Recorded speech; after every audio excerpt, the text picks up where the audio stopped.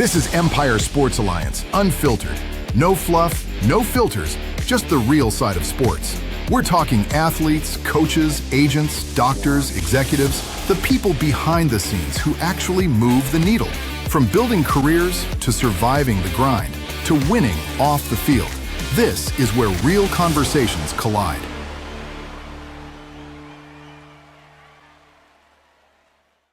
Welcome to another episode of Empire Sports Alliance Unfiltered. I'm Ronny. I'm the wealth guy. Today, we got 20-year NYPD Lieutenant Zeek Arkham. Zeek, welcome to the show. Thanks so much. Thanks for having me, man. Appreciate the invite, man. I'm looking forward to it. Thank you. Absolutely. Thank you. Yeah, normally, again, we talked before in terms of like we have a lot of athletes, coaches, etc. People, affiliate directly with sports. I think there's a lot of similarity in terms of law enforcement, kind of your experience in terms of mental preparation, physical preparation, discipline, etc. that goes into it. And also I want to talk a little bit about, we just, went through the World Cup. Obviously, there's a lot of like safety measures happening behind the scenes. I don't think anybody really understands in terms of what extent. So I'm sure we'll be able to talk a little bit about that as well. But why don't we start with, you kind of give us a good, little background in terms of your journey, becoming a police officer, having worked on the police force. Let's start there, Zeke, if that's cool with you. Yeah, no, absolutely. As you said, my name is Zeek Arkham. I'm a 20-year veteran of the NYPD, and I retired actually, I want to say 18 days ago. So Literally 18 days ago. Literally 18 days ago. Yeah. On July 10th, that was actually my last day. And I went through the ranks. I went from police officer to sergeant to lieutenant. I've worked everywhere. I've done plainclothes operations, undercover, if you want to call it that. Yeah. I worked in tactical units. I worked in, where you have like, the high-powered rifle. You do dynamic entries. You go in, you clear rooms, you clear hallways. I did that for a while at the heavy vest. I actually still have my heavy vest. From there, I got promoted. I went to the actual special victims unit, the real life special victims unit. So I was dealing with all sorts of sex crimes, children crimes. I was happy putting those guys away. It was what I wanted to do. It was my main goal when I joined the police department. I said I wanted to do something where I really felt fulfilled. And I was there for almost 4 years. And in that time, we did thousands of cases, literally thousands of cases, and we put away some pretty heavy hitters regarding sex crimes, regarding pedophiles, regarding child porn cases, regarding trafficking, things like that. We put away some good cases that I'm proud of to be a part of. From there, I got promoted, went to Washington Square Park, which if anyone knows anything about New York City, Washington Square Park is basically activist central. So it's right by NYU, New York University, and they basically train you to be an activist at NYU. They don't care about what your major is. You could major in underwater basket weaving for all they care.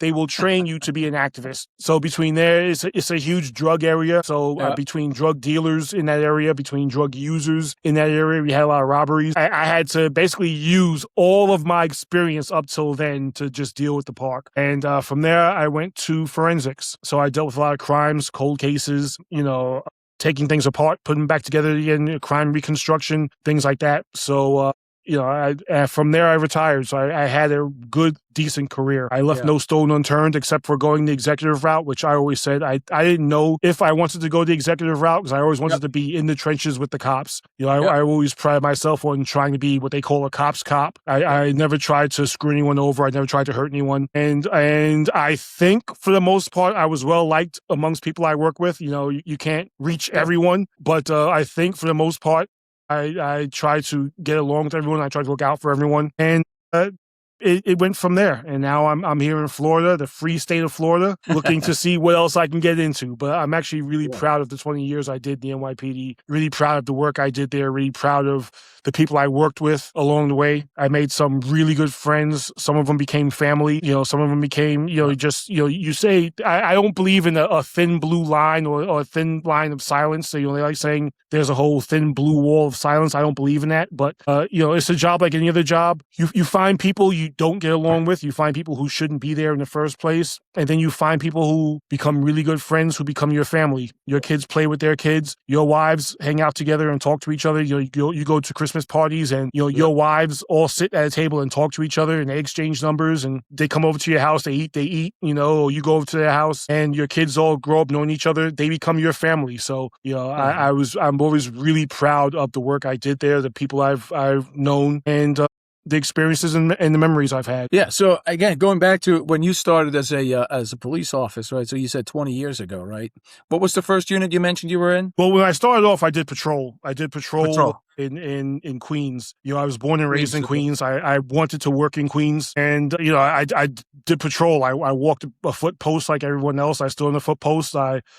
I worked in Queens, and then we got detailed out to Brooklyn for a while. So I worked in Brooklyn, and Brooklyn was a whole brand new experience. You really become a cop in Brooklyn, I believe. Why is that? Because Brooklyn's tough. Brooklyn is tough. If anyone knows anything, I'll tell you guys a secret. There's a shirt that I wear called University of Brooklyn North every now and again when I do my videos, and it's an inside joke in the NYPD that you attend the University of Brooklyn North, and you work there, and you learn how to become a cop. How does that look like, being on the streets of Brooklyn? Like, what is like the major stuff like that happens that you deal with? All of the above, or all the above? You deal with crackheads. If you don't know what a crack pipe looks like before you work in Brooklyn, you will know within the first week. Somewhere along the way, you're gonna, hey, look at that. Is that a crack pipe? Yeah, that's a crack. Oh, that's what that looks like. You run into robbers, gangsters, like real life gangsters, drug dealers. We do what's called verticals in housing projects. So you go up to the top and you work your way down, and you learn how to survive in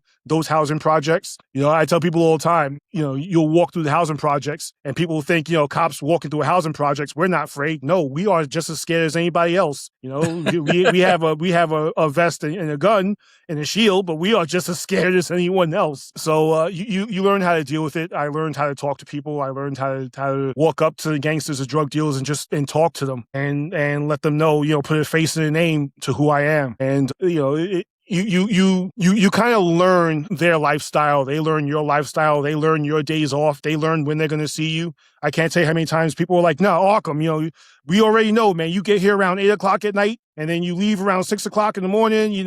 We don't see you on Mondays and Tuesdays. So, those are your days off. They learn, they study you the way you study them. So you almost build a rapport with those folks in terms of from it's not all just brute force. Again, there's a certain way in terms of communication with these folks. Well, right? The thing is, I grew up in a sort of a rougher area. Yep. I grew up in South Jamaica, Queens. So I was used to talking to them and getting to know them. For a lot of guys who grew up on Long Island or grew up someplace else, there was a little bit of a I guess you can call it a cultural hurdle, I guess. Yeah. But I knew how to talk to them. I knew how to I guess relate to them. And to me, it was like growing up where I grew up. I talk to them the way I talk to anybody else. I told them, hey, listen, I'm a cop. I got this gun and shield, but I'm still a human being. At the end of the day, I'm still Zeek, so I'm still going to talk to you guys. I'm not, I don't want to say I'm not going to judge you guys, because you are out here gangbanging and selling drugs, but, I understand, I guess, the role you play here. It might be a bad role. You guys do understand you're the bad guys, but you're still playing a role here. So I'm going to talk to you as such. I'm going to deal with you as such. We're not friends, but I'm also not going to pick fights with you at the same time. That kind of thing. I hope that makes sense. Now, again, if you catch them in the act, that's a different story. You're a cop, you said, right?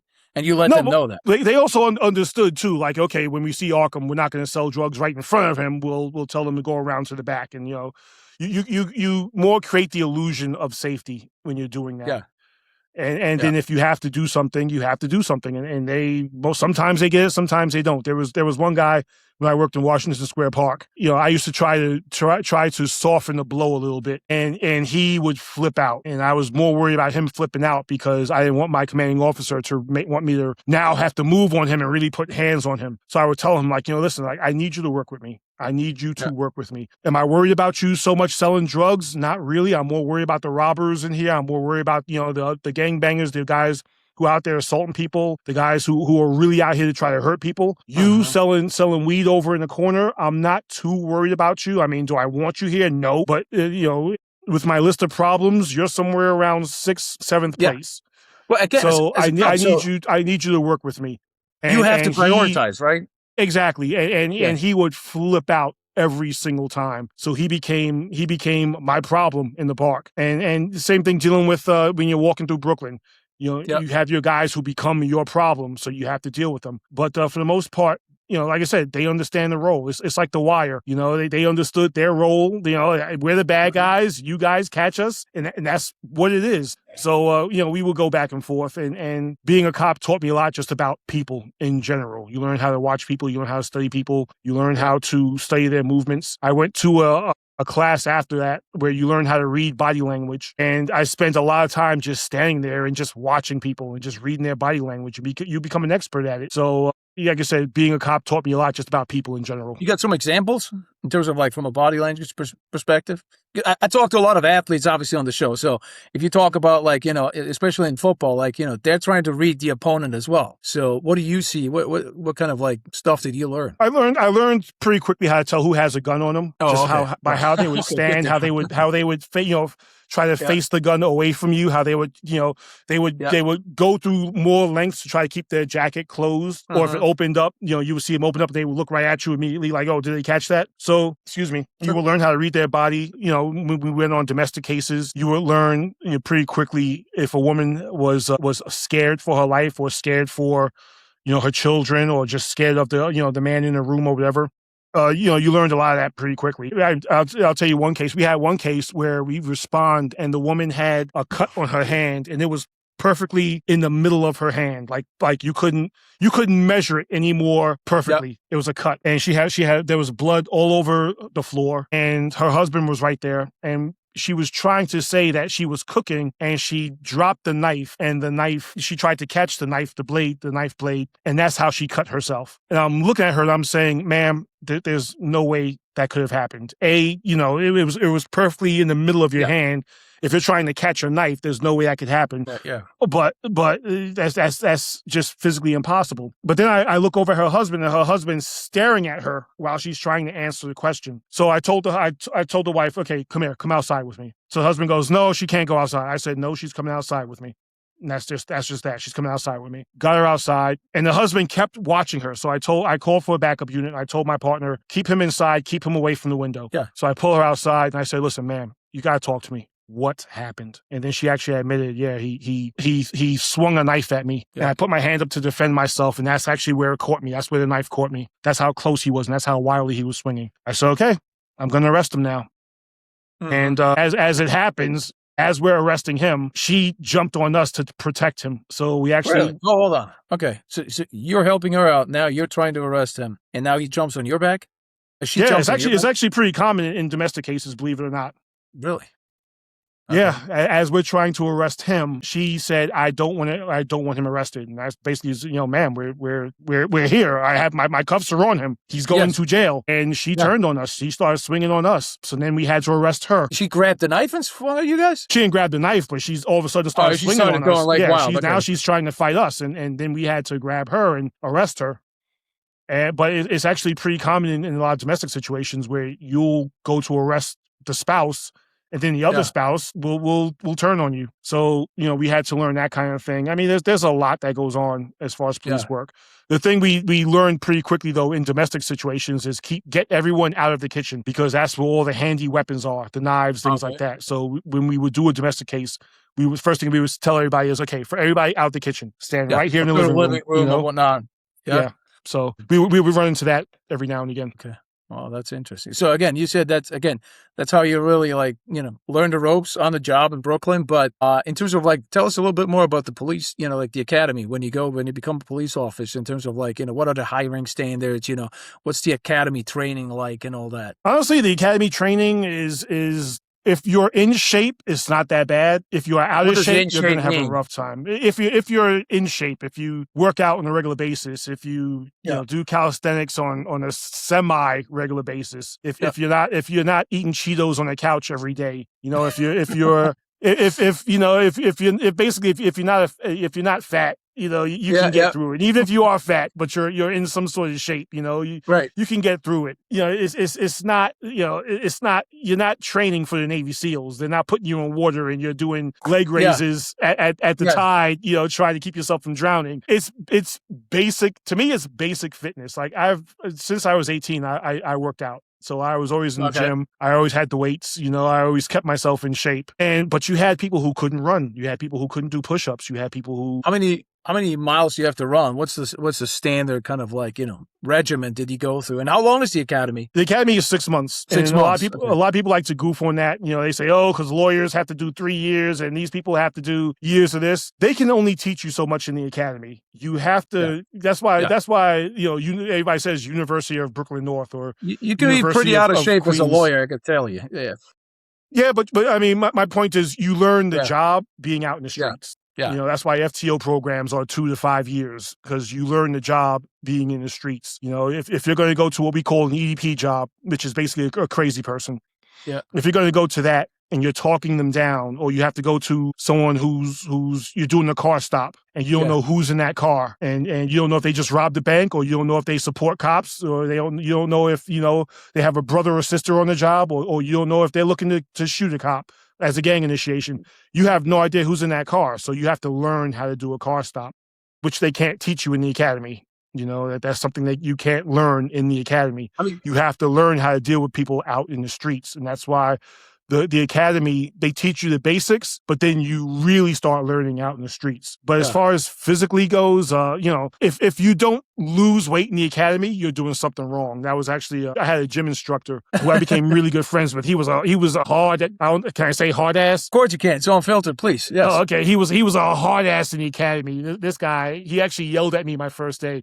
I'll tell you a quick story. So yeah, please. We were supposed to be at the academy on day 1 at, I think, 8 o'clock, either 7 or 8 o'clock in the morning. I can't remember, but I woke up super early to be there on time. I took the train there. As it turns out, the train ahead of me derailed. So I had like a 2-hour head start. I still wound up getting to the academy about a half hour late just because the train derailed. So this guy, he pulls me aside.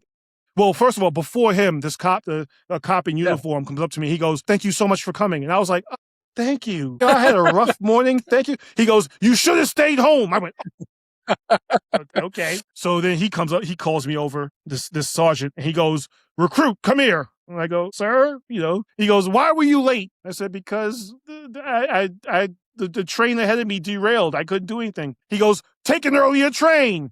I said, "I did. I took a train 2 hours early and it still derailed." And he looks at me. He goes, that's kind of a tough one, right? Yeah, he looks at me. He goes, "Well, take an earlier train. Get online." And he and I actually really good friends today. And he goes, "I actually remember that." And that was the first time I've ever been stumped when a recruit answered me. Again, yeah. I mean, how many hours early you want to take a train? But there's nothing you could do on that end. But yeah. Yeah. So, I mean, but again, but that was actually my first day of the academy. That was your first day? That was my first day, yeah. Nice start, Zeek. Nice. Yeah. Cool. So, and then you obviously, after that, everything was smooth in terms of the first 6 months. You really, in terms of the academy, again, you obviously learn, a lot, but in terms of like really learning the job is on the job is what I'm hearing from you. Is that correct? Yeah. When I got to my first precinct, they put us on foot posts. They say, "Hey, listen, you're going to be out there. We expect you to go out there. We expect you to write summonses, make arrests and all that. And you're going to learn as you go. There's no other way you can learn. No one's going to hold your hand. No one's going to walk you through it. We're basically going to teach you. We're going to teach you as you go." And my first arrest ever was a DWI that I fell ass backwards into. Some guy, he basically parked his car in the middle of the street. There's Roosevelt Avenue in Queens, which is kind of like a red light district today. Okay. But he basically parked his car. And I went to the car just to make just to see if he was okay. And I smelled him before I saw him. I went, "No." I said, "This guy's drunk."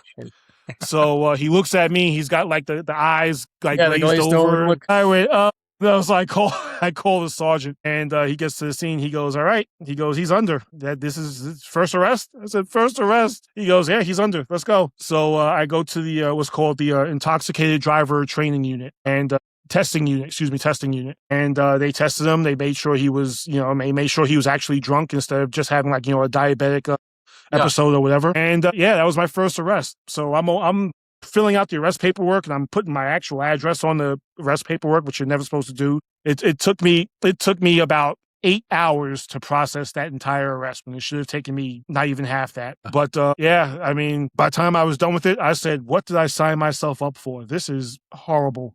I said, I don't want to do this anymore, You So only I had figured, another 20 years coming after that. yeah, I So only got that, another 19 and a half years after this, but whatever. yeah. But yeah, and then my third, fourth, and fifth arrest after that was an assault. There was a bar fight that broke out, and I'm driving the sergeant. I thought I was good. I'm driving the sergeant. We get to the fight at the bar, and I'm looking around, and I see a bunch of guys laying on the street. They were already handcuffed. And I'm thinking, this is going to suck for whoever's got to take this arrest, because this is bad. This is this is a bar fight. You got to get cross complainants, and this guy hit this guy who didn't hit that guy, and there's three of them. So I hear over the radio, sergeant operator is going to take the arrest. And I go, which sergeant operator? And they all looked at me and they went, all right, rookie, this is yours.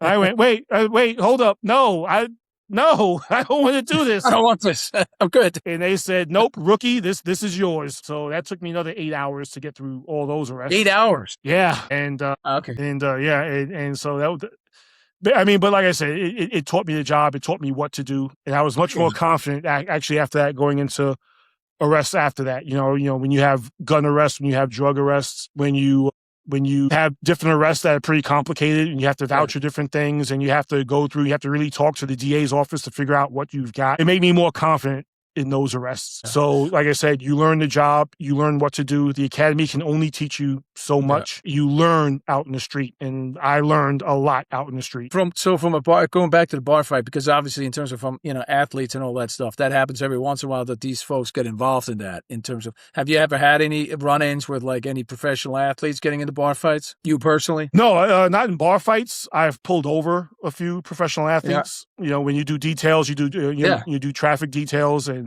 you every now and again you'll have a pro athlete or a retired pro athlete who's trying to get past you, and honestly, depending on how nice they are. Yeah. Excuse me. No worries. Sorry about that. Depending on how nice they are or how unnice they are is how you treat them. I mean, that's just the reality of life. It's actually, I'm glad you're bringing that up, right? I mean, if somebody comes at you with an attitude already, like, hey, do you know who I am? Blah, blah, blah, blah. You're like, okay, you want to play it this way? Or if they say, look, my bad, et cetera, right? It's just human nature, right? Yeah. No, I mean, like I said, I've had some pretty big celebrities try to do you know who I am past me? Okay.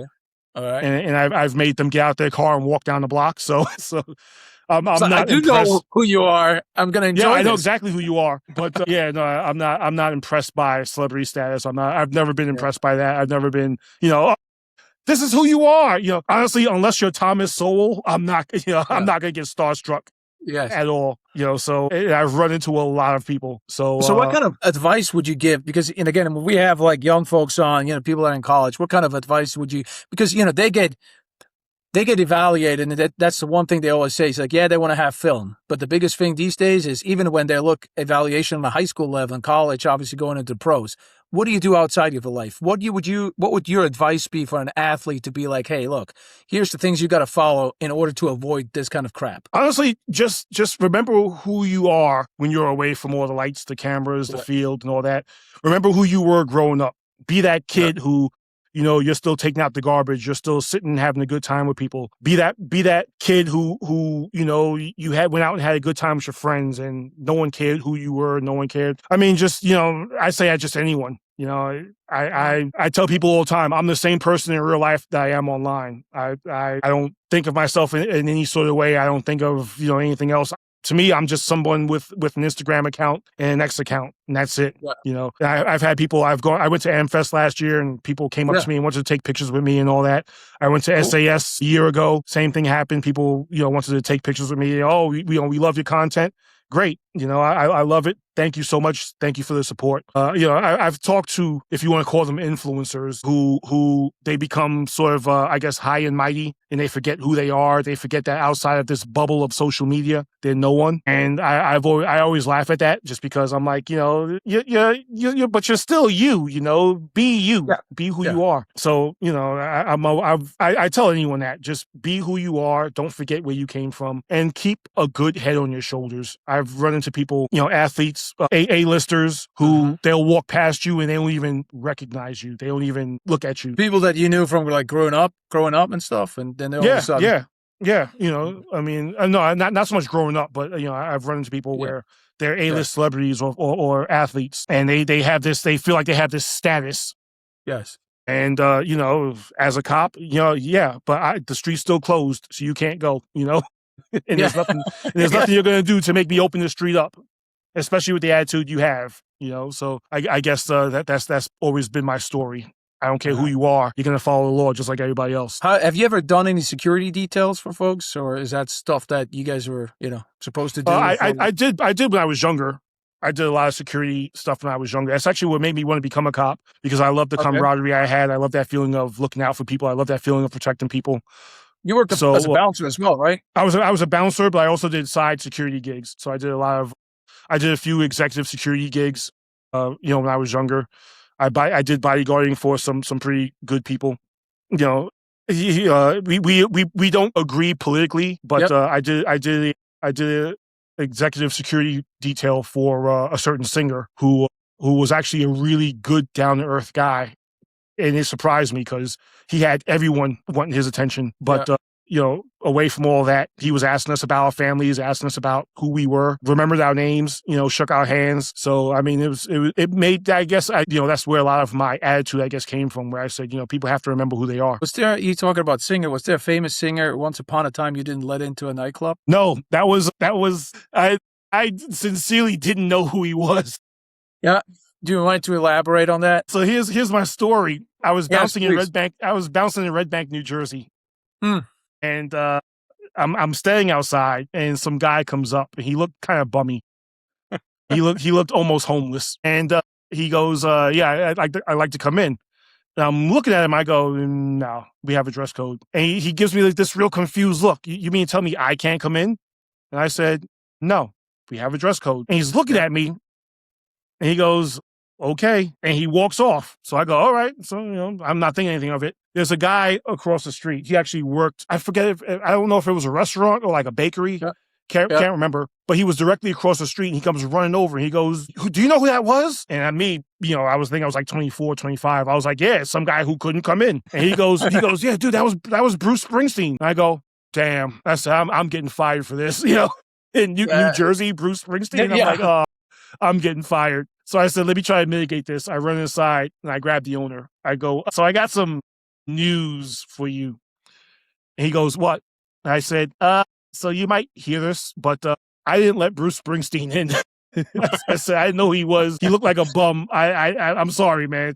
I'm sorry." And he starts laughing hysterically. He starts laughing, which kind of like freaked me out a little bit. I didn't know what I'm still going to get fired now. I expected a response. I didn't expect that response. So he goes, "Are you kidding me?" He goes, "We're going to be known as the one club in all of New Jersey that didn't let Bruce Springsteen in because we have a dress code. That's awesome." That's pretty good publicity, yeah? Okay. So I went back outside, and I said, "Okay, that's what we're doing." So it was pretty. That's my one New Jersey story. Do you have any others to care to share? Anything in New York? Or did you just bounce out in Jersey, or did you work nightclubs in New York as well? No, I did nightclubs in New York too. There was a let's see. Well, what can I share? There was a club I didn't let Paris Hilton into. She wanted to come in. Yeah, well, once upon a time, I think she might been a little bit of an issue with these things. So this was when she was at her height. Yeah, early 2000s. Yeah. And I didn't let her in. And excuse me, she got in eventually, but I let a bunch of people in before her, which she was furious over. Well, how could you, Zeke? I mean, seriously. No, I by accident, I ran into her a few times, but that was in LA, and I understand. Oh, it's good stuff. So in terms of, sporting events and the security and safety that goes with it, right? We just went through the World Cup and all that. Could you, from a law enforcement, perspective, kind of share in terms of what all goes into it from a planning perspective, then execution? Obviously with the World Cup, I think it just, heard the FBI, caught a bunch of people that were planning on doing stuff. Like what goes into it from a law enforcement perspective? Basically, it's all maps. It's all maps and just strategic planning. You have to look at the stadiums. You have to look at who's doing what, where. You have to know which countries are playing, and you have to know the demographics. Like, for example, in Queens, there's a stretch of an area that's heavily Colombian. So if Colombia is playing, you have to understand that's a hot spot. And if Colombia is playing Mexico, and those two neighborhoods are right next to each other or border each other, you have to know that hotspot. If Argentina's playing, you just have to know exactly who's playing where. So I've never been in the room when they're planning all this, but I know what goes on. They basically just have the World Cup schedule up on a wall somewhere, and they look at who's playing. They look at what country's playing where. Okay, Argentina's playing Mexico. Okay, we have a ton of Mexicans in this area who are going to be very passionate about their team. We also have Argentinians in this area, in the exact same area. So we're going to have to increase presence in that area. So instead of, let's say, 100 cops in the area, we got to have 500. That kind of thing. Okay, so, France is playing here. Is there a French area anywhere in New York City? No, not really. All right, well, so we'll just spread out throughout the city and make sure, no one's beating each other up because France lost, that kind of thing. That's basically what it goes into. You basically, you just look at which countries are playing, where you're going to have a lot of immigrants or people who are loyal to that team. If Italy's playing, you want people in Howard Beach. You want people in Little Italy in New York. You want people in certain areas, Ozone Park, that kind of thing. If England is playing, there aren't too many British people walking around New York City. So, and if there are, it's going to be 2 or 3 up already. So it's just going to be about 4 or 5 people kicking over a garbage can. You can handle that, if they lose. So it's really just a lot of strategic planning. Where I worked in Queens, there were a lot of South American and Central American and South American. Did I say South? Excuse me, Central American and South American natives there. So you have to plan around that, and they did a really good job. I'm talking about the NYPD. In trying to plan around that and trying to keep everyone safe and trying to put more cops in certain areas, especially, you're dealing with 5 boroughs, about 13 million people there. So you're dealing with a lot. And you only have about the official NYPD number is 36,000 now. Whether any cop truly believes there are 36,000 cops in the NYPD, uniformed officers in the NYPD is up to interpretation. If you ask the rank and file, they're going to tell you there's nowhere near 36,000 cops on the NYPD. If you ask the executives, they're going to say, we have 36,000 cops. So, do I think there's 36,000 cops in the NYPD right now, uniformed cops? Absolutely not. But, the NYPD does a great job as far as spreading out resources and having a pretty deep bench as far as where they can go and where they can put people and where they can mitigate different issues. So it's pretty good. Correct me if I'm wrong. Isn't the NYPD, isn't that supposed to be the largest, police force in the world? I believe so. Yeah. Yeah. But you're saying, again, there's no way there's 36,000 uniformed cops right now. There's no way. I don't believe it for a second. I don't believe it for a second. It's simple math. You have cops like myself leaving the job every day. Yeah. And if you have I like my academy class just reached this 20. So a lot of us left. So you're talking about 2,000 cops. If half of that stayed, that's 1,000 cops walking out the door. I don't think the recruitment and the retainment covered that number. So I think the NYPD is bleeding numbers. The same way LAPD just admitted that they're down to under 10,000 cops and they're supposed to be at like 15,000 or something like that. I think they just finally admitted they don't have. They don't have anywhere near the number they said they had. I think it's also going to happen with the NYPD, that they don't have anywhere near the number that they say they have. Going back to kind of what we're talking about with the terms of the sports events, do you have a list? Is there like a worst to like the best list in terms of like teams or like, certain, like if it's an international tournament playing? No, it honestly, it all becomes the same after a while, whether it's the US Open, whether it's the World Cup, whether it's the US Open. You get people getting rowdy over tennis? No, not rowdy. They just, you deal with a different type of headache at the US Open because these are all rich folks. So these are all rich folks. So they that's a different headache than like the Knicks championship. That was bad. I was going to ask that next. I'm a big Knicks fan, obviously. I'm sure you too. Are you a Knicks fan? I don't know if I say I'm loyal to the Knicks. I don't know if I consider myself a fan. Yeah. Just because it's a New York thing. You're loyal to the Knicks. Like I said, I'm not a fan. If they would have lost, I wouldn't have been heartbroken. It just would have been, oh, hey, look at that, and I would have moved on. Yeah. I do have. I am fan of a sports team. When I saw the green there, I thought you were a fellow fan. I went, oh no, he's a Jets fan. Oh, whoa! You're further down south. You're in Philadelphia. Is that what you're saying? Yeah, I'm actually a huge Eagles fan. Yeah, I've been an Eagles fan since I was 12 years old. That's okay, Zeke. Nobody's perfect, so we'll welcome you with open arms. No, I mean, actually, the vast majority of my friends, I think, are either Eagles or Jets fans. So it's kind of like Jersey's kind of divided that way. Yeah. So, again, out in California, obviously you have a lot of Raider fans too, but yeah. But that was quite of an event in terms of like in the city with the Knicks winning. I mean, obviously I was all for it, but some of the stuff was, silliness, right? I mean, it was chaotic. Yeah. I mean, right? Yeah, I mean, no, technically, I was still in the job. I was also running my time for retirement. So I was going through a lot of my comp time and vacation time and medical time and all that. I was going through all that before, so I didn't have to be there for that. But yeah, I mean, it's something like that. I worked the 2020 riots, the George Floyd riots. I worked those. Oh, really? Yeah, you did. That was the worst I've ever seen anything. So, wow. It's comparable to that. And when you have, not to get political, I guess, on you, but when you have people who don't back the police, and when you have people who are lax with criminality, and when you have people who, elected officials who think that you can fight crime with what I call hugs and warm fuzzies, this is what you get.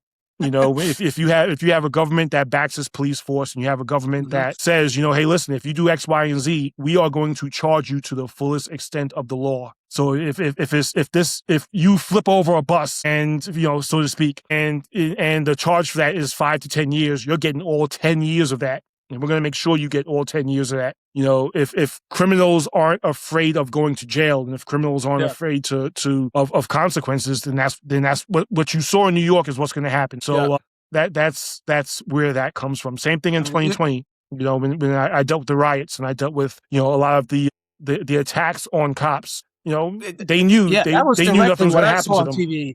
I mean, they didn't hold back. They would directly come after you, right? Is that what you experienced yourself? Yeah, no, they would directly come after you. So when you have, like I said, when you have people who don't care because they know nothing's going to happen to them, basically you had the purge. That's all. You had the purge with cops there. Yeah. So that's what I saw. And I kept saying to myself, I'm so glad I am not there. Well, you're in sunny Florida now, so there you go. Is it nice and warm down there? It is. It's hot down here. Oh no, I've been down there. Yeah, plenty of time. But hey, normally kind of towards the end, what I do is I have a bunch of rapid questions and all that stuff. So I was going to ask you a few things. What was your most difficult assignment? Special victims, definitely, especially when I first got there, because you're dealing with emotional, people. I have a wife and daughter, and I couldn't imagine anything happening to them. And you're dealing with people where quite literally their worst nightmare just came true. One of my first cases was a woman who got into an argument with her boyfriend. She storms off down the street, and as it happened, she got raped after she stormed away from her boyfriend down the street, and her boyfriend let her storm off. And we found the guy, we tracked him down, and COVID hit. So the whole country's locked down. And she was cool through the whole thing. We would call her and we'd be like, hey, listen, we haven't forgotten about you. We're still on the case. We know where the guy is. We have him identified. We're just waiting for the country to open up. Because he actually left New York and gone down to Mississippi, I believe Mississippi. Yeah, Mississippi. So we said we just want to, we know who he is. We're just waiting. And she said, okay. And she was cool through the whole thing. Absolutely cool through the whole thing. We get down there, we got DNA off of him. We came back, DNA matched, and we got an arrest warrant to go get him. We go down there, we go get him, we bring him back. We do the police lineup, and she was okay until we opened the panel, and she laid eyes on him, and then she just she fell apart.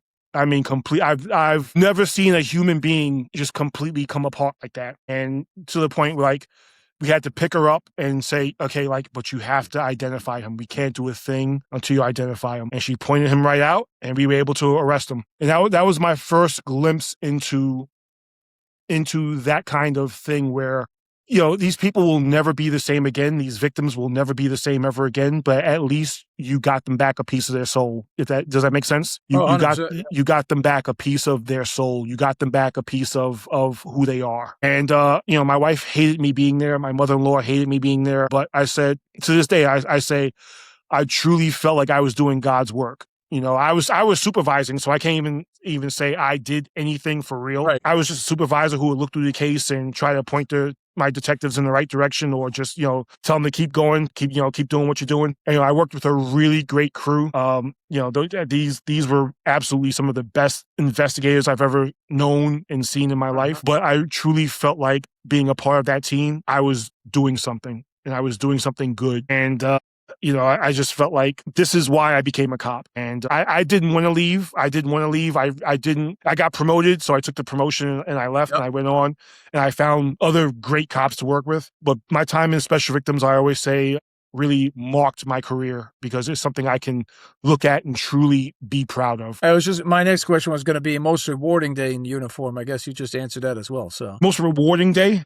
Yeah. Honestly, it was the day I got promoted to lieutenant, just because my daughter was able to see me walk across the stage and she was able to clap for me and she was able to cheer for me. That's really why I wanted the promotion, because I just wanted her to be able to see it and experience it and be there and be proud of her dad and understand why I'm so proud of being a cop. So I would say that was actually my most rewarding day. Yeah. So let me ask you another question. Coffee or energy drinks? I mean, obviously those are long days. What's your choice? Coffee. I was really never an energy drink kind of guy. Yeah. And not we healthy, had a that rule. Stuff. A lot of crap in and we had a rule of special victims. The coffee isn't done until you can stand the spoon in the pot straight up. So, we had the strong stuff, because there were times, I called my wife way too many times to say, babe, I gotta stay. We got a case. I gotta stay. So, you get that late night case and you're working on it and you don't get home until 6 o'clock in the morning or so. But then your chief is calling you 7 o'clock in the morning. I had a chief who we all knew he was calling us 7 o'clock on the dot. And if you missed his phone call, he was going to scream, how dare you miss my phone call? So you couldn't even get home and rest, because you're sitting there and you're like, okay, it's 6:59. He's going to call sometime within the next 5 minutes. And sure enough, he'd call and he'd want a full brief from you, and he put you right to work. He didn't want to hear that you didn't sleep. He didn't want to hear anything else. He will put you right to work. So you're sitting there, you haven't slept yet and you're tired, but you're calling your detectives who also haven't slept, and you're calling your day tour detectives and you're trying to get stuff to them. But it was rewarding work. It really was. So your feelings didn't get hurt when he yelled at you? That's sarcasm, by the way. You learn, I mean, honestly, you go into it expecting to get yelled. It's like, you're out with the boys until 3 o'clock in the morning or so. Your wife is gonna kick your ass when you get home. Yeah. So, you walk into it and you're like, from go both ahead, sides, hon. right? Go ahead, hon. Go ahead, so.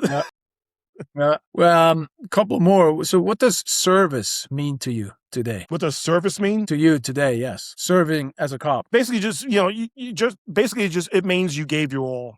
You did the best you could. You can look back and you can say, I'm proud of what I did. I'm saying a lot of the stuff you're saying. I hear a lot, obviously in a completely different context, but you hear it a lot from athletes, the same thing in terms of just leaving it all there. Last question for you, and then if you wouldn't mind, if you stay on for a quick second, but favorite team or New York? My question was favorite New York sports team. You always threw me a curveball with the Eagles. Do you have any favorite New York team? I mean, the Mets will always have a place in my heart, because my granddad used to take me to Mets games when I was younger. Yeah. And, I sat there with him. My granddad is my favorite person in the whole world. Aside from my wife and daughter and my mom, my granddad's, he was the true role model, the true male role model I had growing up. He's a gentleman's gentleman. He's a type you could curse him out all day, but if you need help, he'll come and help you out, which is the complete opposite of me, because you cursed me out once, and I'm gonna hope the earth swallows you up and you fall into hell. You're a little less forgiving. Got it. Yeah, I'm way less forgiving, but my granddad, he's 93 years old. He's about to celebrate his 70th anniversary with my grandmother. My grandmother has Alzheimer's, and he takes care of her every day. So he's truly a gentleman's gentleman. But he took me to Mets games when I was a kid. And he got really good tickets, and he would sit and he would cheer for the teams, and he would, clap his hands. And, I wasn't really a baseball fan growing up, but, I got to hang out with my granddad, and I got to cheer for, I didn't know who I was cheering for as a kid, but I cheered and I got to hang out with him. So the Mets will always have a special place in my heart. Like I said, the Knicks, I've always been loyal to, except for that stretch where Michael Jordan was winning everything. Then I was just a Michael Jordan fan, but the Knicks will always have a special place in my heart. And as far as football goes, sorry, man, but I've been an Eagles fan since 12 years old. Just because I was a Randall Cunningham fan initially. Okay. It just spreads to the rest of the team. So that's basically where that all came from. Don't tell your fellow Eagles fans too much about the Mets that you just shared, because they might not be as forgiving either. So, but no, if you again, I appreciate you making the time, Zeek. It's been great. Thank you so much, and obviously thank you for your service and all you've done and stuff. So that's awesome. Thank you so much for having me, man. I really appreciate it.